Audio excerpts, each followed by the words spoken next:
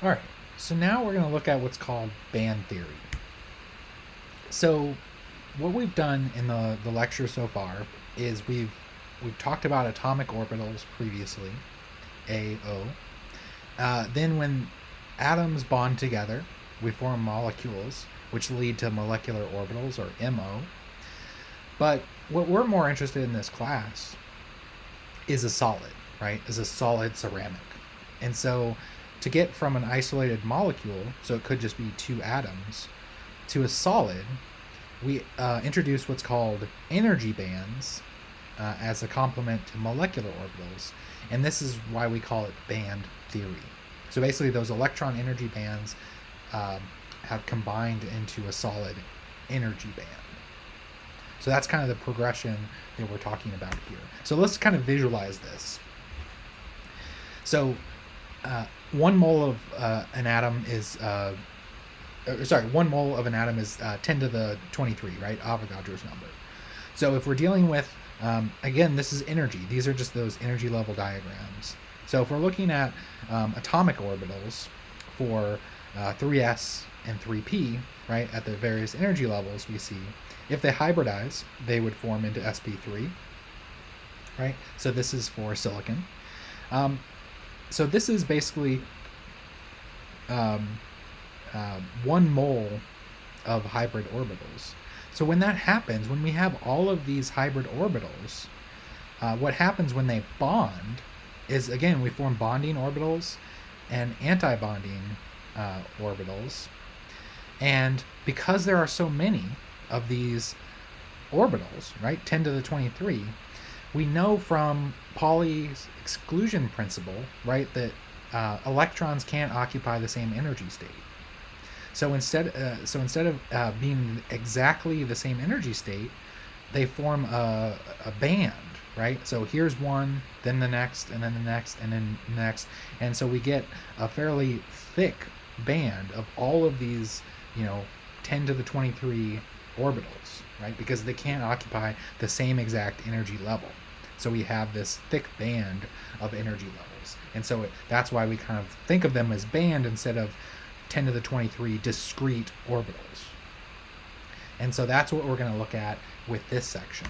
And so now we start to talk, instead of individual orbitals, we talk about bands, right? And so this is our valence band, and this is our conduction band.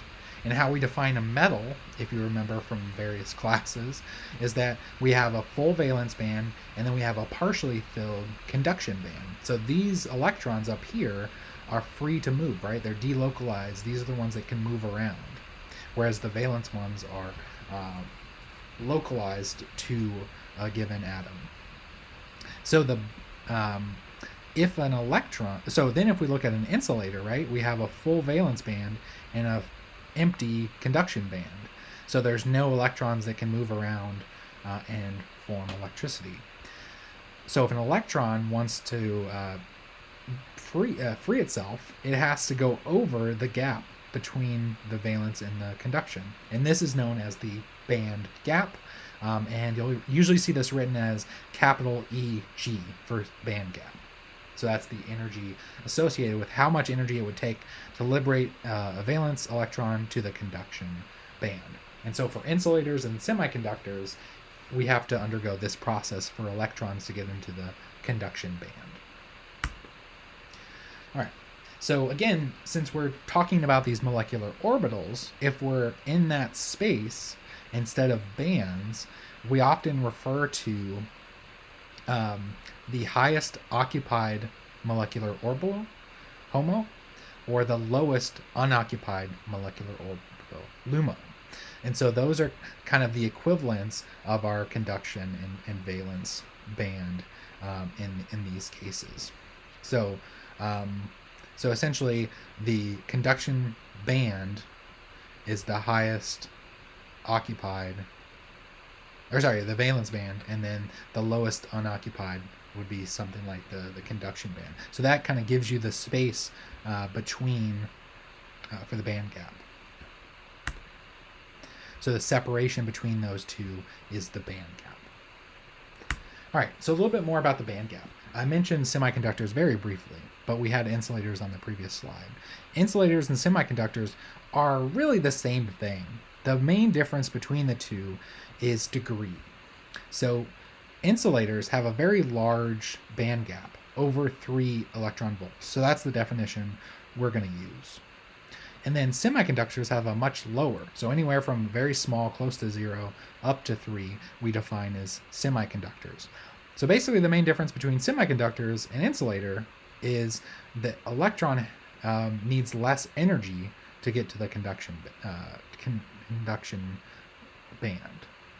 So let's look at some various values that we see in these various tables for ceramics. So this kind of breaks it down by the classes. So here's binary oxides, carbides, and nitrides. So something like aluminum oxide has a very high band gap, 8 to 9, right? So that puts it as an insulator. Whereas something let's go to another example, silicon carbide. Silicon carbide has a much lower, so 2.6 to 3.2.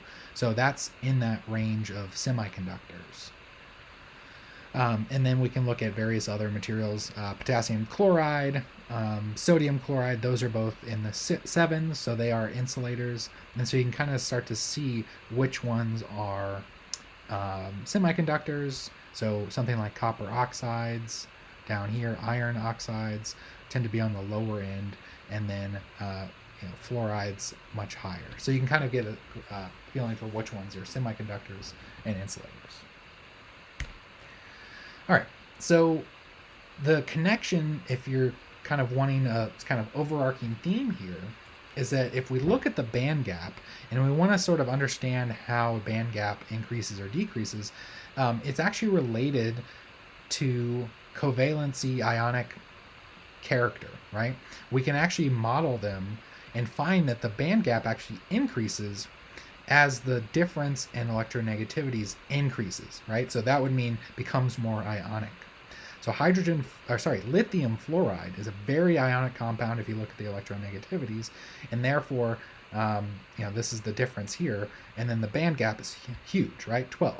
Whereas if you look at silver bromide and cadmium oxide, those have more covalent nature because the electronegativity difference is closer, and so they have a much lower band gap. So that's a general kind of rule that you can make, and this refers to the tight binding model. Again, it's a more general rule that you can think of for what governs the band gap difference. All right, I want to bring up one last point with this band theory idea. Right.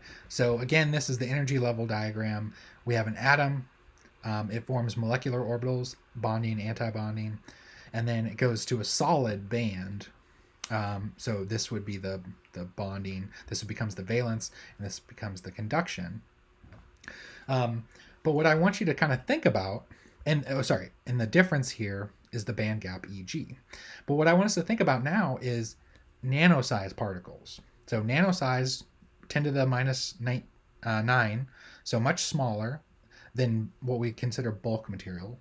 So that means we have less atoms, right? So instead of 10 to the 23, we're starting to lower the number of atoms that we actually have in a particle. So instead of thinking as a band, we can actually start to think of them as discrete levels, and there are less of them. So what that does is, since there are less levels, the band becomes narrower here, right? So this is fairly broad, and this is a little bit more narrow. Same thing up here. What that does is it actually broadens the band gap. It enlarges the band gap because these are smaller. The valence and the conduction bands are smaller. And so that's an interesting phenomena that happens with nano-sized particles, as they often have larger band gaps than the same material as a bulk material with moles and moles of material. So that's something to keep in mind if you start to look into nanoparticles for research or whatever it may be.